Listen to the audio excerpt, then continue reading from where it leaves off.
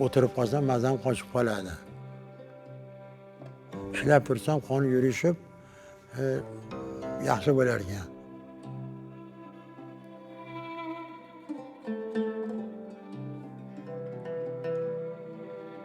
Ben 1954-yilda tug'ilganman. Qodirjon Haydarov ustani hovlisida tug'ilib,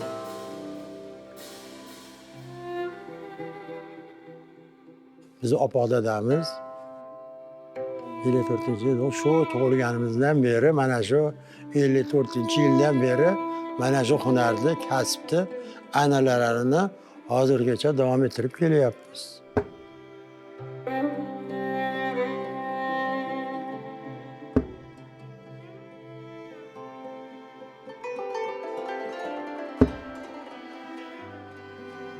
Mana 72 ga kirgan bo'lsam, hozirgacha bolg'a qo'ldan tushmaydi. Instrument bolg'a qo'ldan tushmaydi.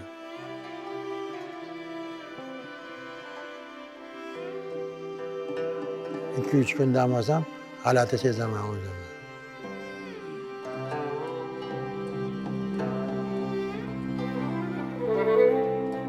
O'zimni shu bilan ovora qilaman-da. Hissiyot deganda nimani tushunish mumkin endi?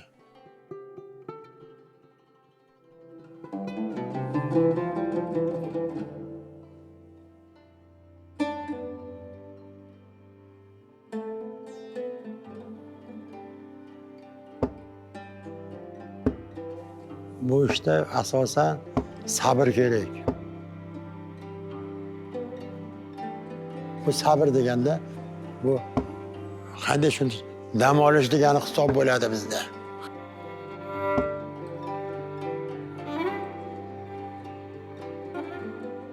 Buni tez ishlatib qo'yib, buzib qo'yishimizni foydasi yo'q. Sabr bilan sekin qilamiz, o'zi chiroyli chiqadi. Olib ketaveradi chiroyligini ko'rib.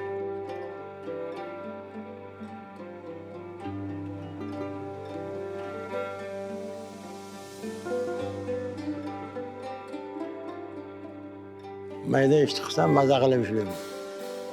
Unaqangi do'loqroq ish bo'lsa, bizni charchatib qo'yadi bular.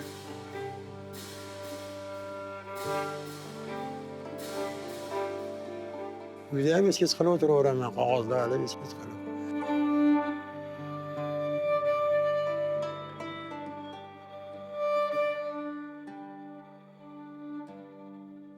O'zim 6-sulolaman. Mandan keyin 7-si bor, 8-si bor, sulolalarni nevaralar, o'g'illar 7-chi.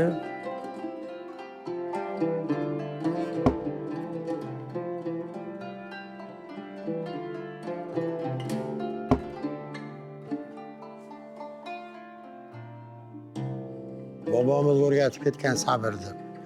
Yoshligimizda ham o'sha sabrni, sabrni tagi sariq oltin deydi.